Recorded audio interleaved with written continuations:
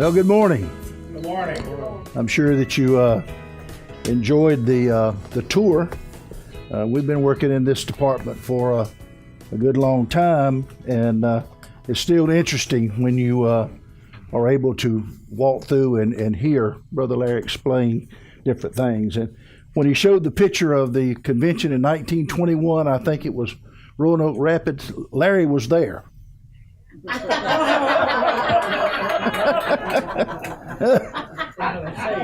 I just want to ditto what Brother McKenzie said about Brother Larry. He's a talent. He's a special talent for this conference, and he's done a great job. Of course, he solicits help from a lot of folks, and we are more than happy to work with the archives department. In fact, we enjoy doing that. Several years ago, we did another workshop like this, and we presented different topics and so forth. And in 2002, Superintendent Fowler told this group to prepare for our 2010 100-year celebration. And so much of the group that's still intact today started that work in over 8 years. And a lot of that work was done individually. And we had that 100-year celebration in the year 2010. As we said, our study started in 2002, and it continued under different superintendents. Brother McKenzie was superintendent a majority of that time, and then Brother Amos become superintendent when we had the celebration in 2010. That centennial committee was Bishop James McKenzie. H. Larry Jones was our guide through all of that time, and then myself, Mike Coble, Bill Loving, Cheryl Orvin, and Miss Rita Wren. Our mission for doing that was twofold, or threefold really, was to prepare a 2010 celebration for this conference, not for the church, but for this conference. And then we were also unveiling that wall of remembrance over there, and since that time we have added another wall on the other side. And the research of the history from 1910 to 2010, it culminated in this book being written by different ones that are on that committee. And these are still available. If you don't have one, you can still purchase one of these books, and most valuable. Brother Bill and I live the furthest away, I believe. We live up in North Carolina, and we used to set days that both of us could come together, and we would search the different reports over there, the different years of our conferences and camp meetings and so forth. And I would take a section, I would do what he was supposed to be doing, and he would do what I was doing, and we just then compiled our work together. And so we went through every conference minutes. And what are the things that we discovered in doing that work, and I'm sure the others did in their particular area that they worked on, was that some of our history in our conference was lost, never to be retrieved. When I was pastor over at Rehoboth, we had our 75th anniversary celebration, and I came to Lake City and I researched all the pastors that had been at Rehoboth through the years, and I went to some of the oldest members in the Rehoboth church, Miss Maddie A. Stone and Miss Lillian Myers, and I talked to them about the Rehoboth church. And later on, we went back for the 100-year celebration, and they used that I had collected, plus that history that had happened in the since I think it was around 1975. Anyway, you can lose history, and it's never to be retrieved. When some people die, that history goes with them. And a lot of things that Miss Myers told me, and Miss Mattie A. Stone told me they're here for the Rehoboth Church and for the South Carolina Conference because it was retrieved before those ladies passed away. So the Archives Committee has undertaken this process and this meeting today. Archivists have been appointed in each district, and what we want to do is to challenge each of these archivists in their respective districts to collect the history of the churches in that district. And we want to do so by the sheet that was given to you. It's on your table there. We want to do the ministerial history, and we also want to do the church history. Now, as Brother Larry pointed out a while ago, and he told me to use these books, so I'm using Brother Larry Jones's ministerial book, and I'm using the St. Paul's church book. And Brother Larry's is so good; it's got two books for the church, and I'm sure by the time he retires, he'll have 2 books for his personal life. But the important thing is that we collect history now. And so what we're asking you to do is to take these 2 sheets. One is ministerial history, one is church history. And we want you to get this into the hands of every pastor in your district and any minister in your district. But especially the churches and the pastors and the retired ministers, if possible. And this ministerial history, it'll some of the pertinent things they ask is important things. When we do the memoirs report at our annual conferences each year, we like to have the local minister's license date, his ordination date, and the date he was superannuated, and then they can give a history of their life. And then the same is true about the church. What I'm asking you to do, and this is one thing that we did several years ago when I did a presentation along this line, was it's easy to keep a history of your local church. And that you can impart this and share this maybe in a setting on a local level like we're doing here today, and invite the archivists in each church to come in. You can take, now this is not big enough, but you can take an envelope like this. Beginning in January of each year, I wrote this one for August because that's the month we're in. And you can begin to collect information each month. And I wrote down some things here that could be put in this envelope, and at the end of the month, you can seal it now and put it away in your church, so that at the end of the year, you'll have an accurate record of the history of your church. Bulletins from each Sunday, maybe a CD of the pastor's sermons during the month, special events like homecoming.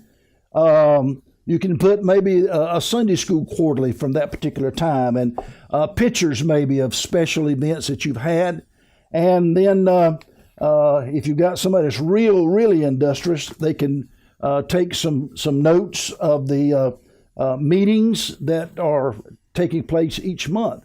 Now, I'm not the pastor anymore, but at Maxton we have the men, we have the women, we have the girls, we have the boys, we have the youth, and got 2 youth groups there, and take notes and put those in there of special things. Now, this weekend they're having the back to school bash there, and also they're having a lock-in for the children, the older children, on Friday night. And so the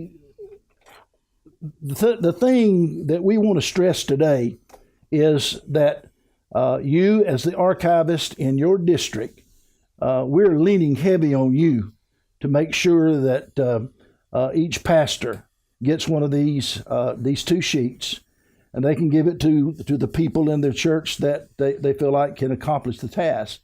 A district meeting, we had ours last night. Been a great time to to give them out, and then maybe you can just visit from church to church if possible. But the important thing is to put the material in the hands of the people, that they can get this recorded, because as I said, history is something that is taking place every day. Now, just a few minutes ago, we visited downstairs. That's history now. We've got it recorded on video. We've got the words that Brother Larry spoke on video. All the presentations today are on video, and it's recorded for history's sake. Somebody that wasn't able to attend today, they can get it and they can look at it. I think it's going to be posted on our web page on the internet. So there's no reason somebody can't see this presentation.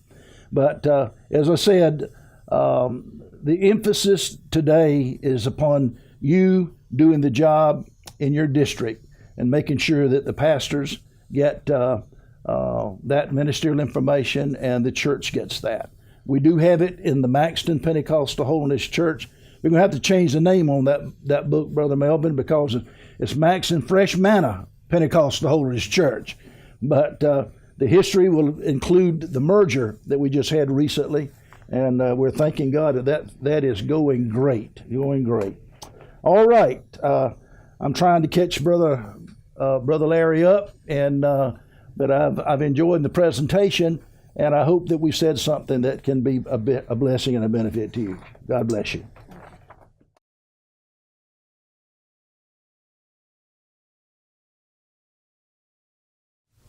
How many districts do we have? How many districts are here? Conway, Orangeburg, Columbia. Okay, who else?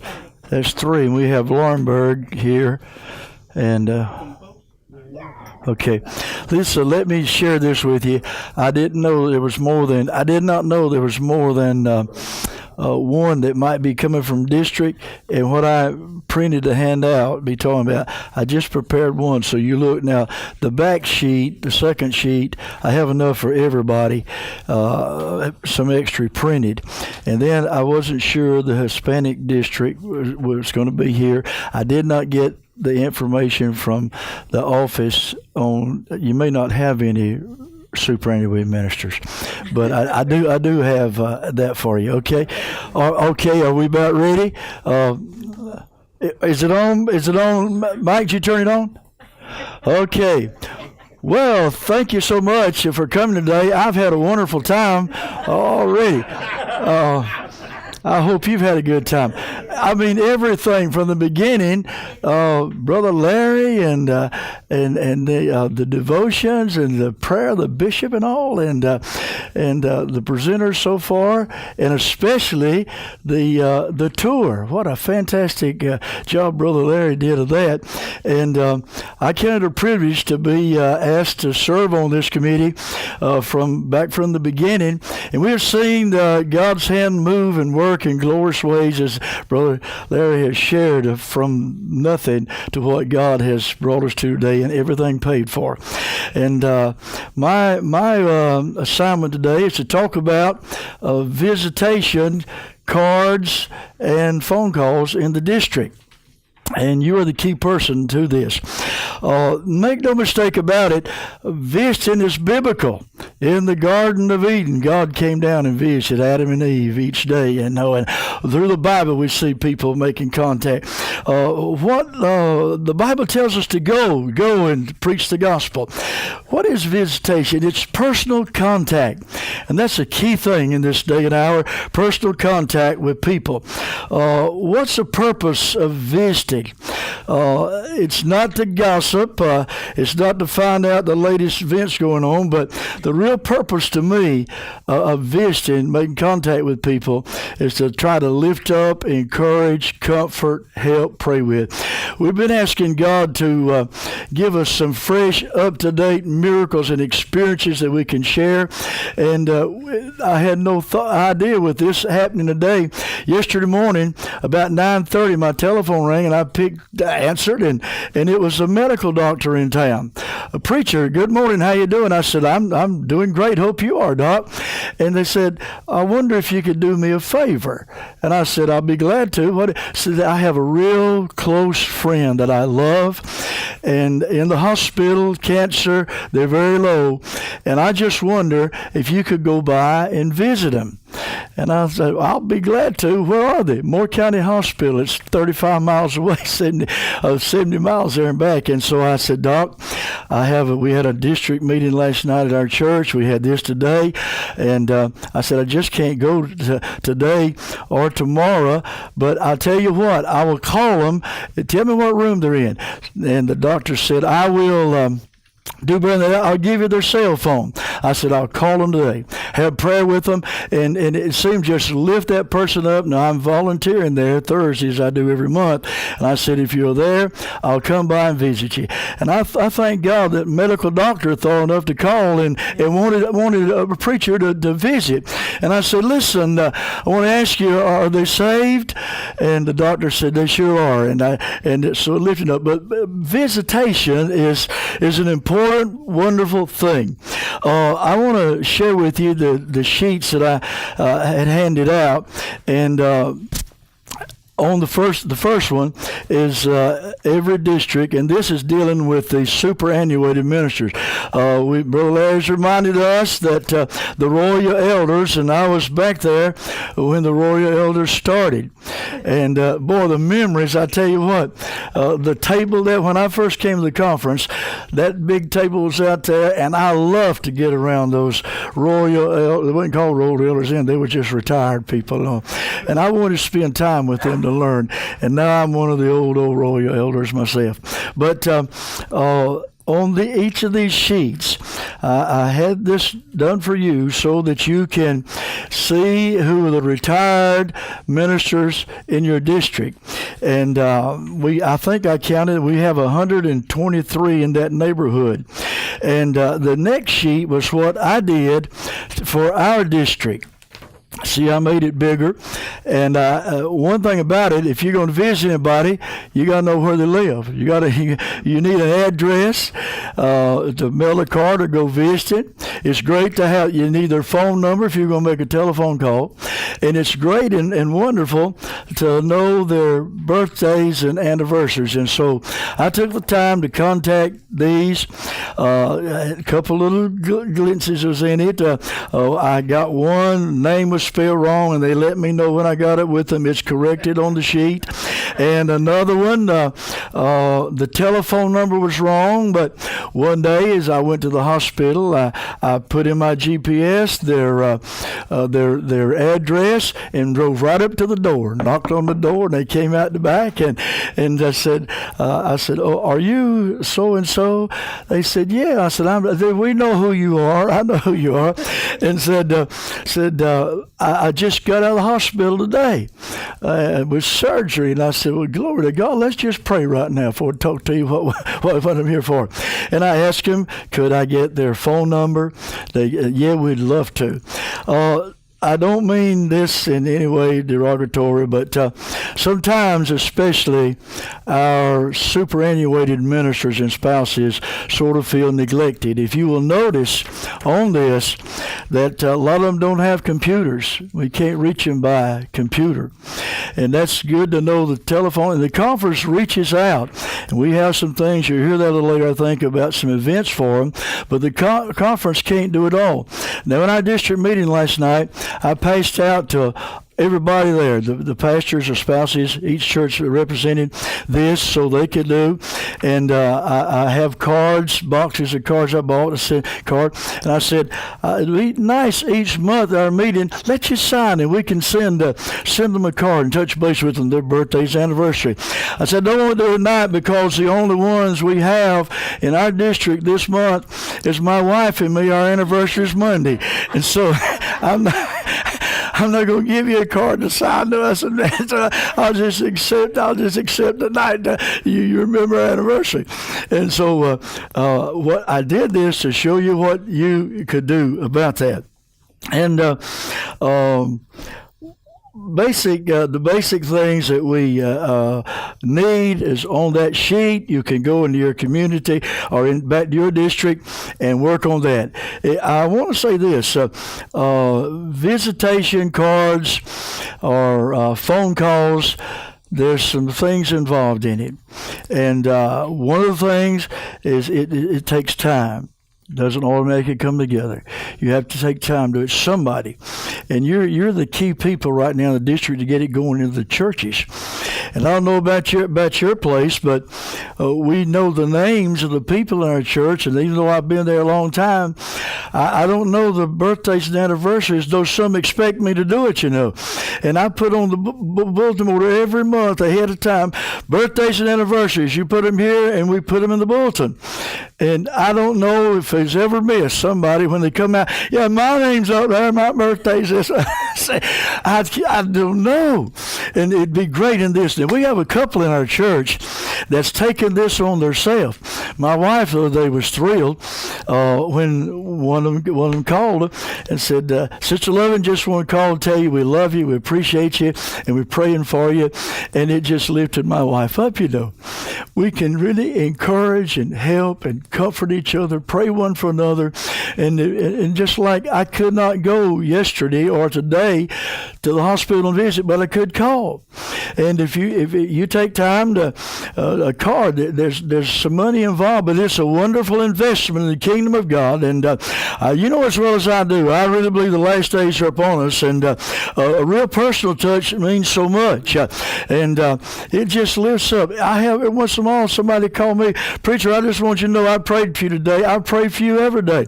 And it just lifts up. It just encourages. It's a great blessing to each other. And I just love it. I love to visit. I love to talk to people. I love to pray with people. I love to go out. And wonderful things happen as we pray and ask God to go before us. And He is with us. Glory to God. The Spirit of God just moving within. Just rivers of water flowing out to each other. And the great thing about it, and every minister, and probably you too, we go to help people at times, but we go away so blessed. I mean, it's a blessing to us to see them lifted up and encouraged, And I just thank God for it. It hadn't been that long ago. My wife and me, we have couples in our church that are elder, and we will call them, and that's a good thing. Call and be sure that it's a good time to go, and we'll call and take them lunch. Now, I'm not a cook, but hey, what you like to eat today? You want some Chinese food or some chicken or what? And we'll get, and my wife and me just go out to the couple, and it hadn't been that long ago. I've been witnessing this man for many, many years, and we went to their house that day. His wife's been saved for years. He's in church, faithful, but never accepted Christ. And we were sitting there that day and got through eating. I was sitting here. His wife was across. He was here. My wife was on this side. And got through eating, and I looked over at the man, and tears were streaming down his cheek. And I said, something wrong? He said, preacher, I need to get saved. And just I said, let me lead you in prayer. And I started, my wife said, you didn't have to lead him. He was getting a hold of God himself. And it was such a wonderful, beautiful thing when that man at that table asked the Lord to save him. I was so glad I witnessed. I was there that day to be in on it. And he looked over his wife and grabbed her by the hand. And he said, honey, isn't it wonderful? We're going to be together in heaven now for all eternity. Came out by a little witness, just a little visitation.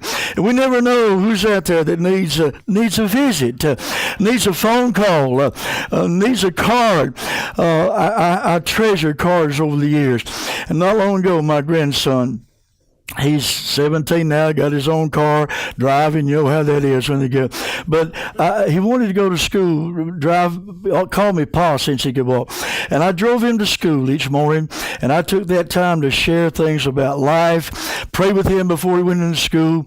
And not long ago, my grandson wrote me a card. And he said, Pa, I want to thank you for spending time with me and teaching me some things about life and sharing some wisdom. And, well, it's there. It still touches me. Just a little card. A little card can mean so much. A phone call can lift up. And not only in the ministers and we love right now. It's been a while. My wife said we ought to take so and so, one of our retired ministers, ought to take them out. They want to go there, and we'd call. I can't go that day, or we couldn't go. I can go. No, we couldn't go, but we still got on our list to take this retired minister out. And it's such a blessing. The importance, I'm not sure that we really realize the importance of visiting, of phone calls, and of writing cards. Just a little word of encouragement. And I don't want to say this, it's a never-ending task. I found that out. I worked so hard last night to get this material ready for our district. And when we got there and passed them out, lo and behold, an elder couple was there. They just, they've been retired for a while, but they've been pastoring, but they just stepped down from the pastorate, and they're in our district. Our name's not on here. I said, well, give me your address and your phone numbers, your birthdays and anniversaries. I've got them with me. And I said, I'll get that to the conference, and we'll get you in the Laurinburg district here. No. So it's a never-ending thing. Who'll do it? Who's going to keep it updated? It begins with us, and I believe that God will help us do it. Whatever you do, don't underestimate the power of a visit. The importance, if you can't visit, a phone call. And, the doctor yesterday told me this. I said, I can't go, but I will call. And the doctor said, hey, that's right. God's there as well as with you. Call and pray. I said, glory to God. And so thank you. I hope you got a little idea about the real importance of our visits. And it needs to break out in the church, too, not just among our ministers and all. But how about you laymen? Have you called your minister lately, or just a little word? It means so much. All of us need some encouragement. So thank you for coming. I hope you got a thought out of it. And let's go ahead and keep on visiting. Glory to God. Keep on phone calls and keep on writing cards. All right. Praise God.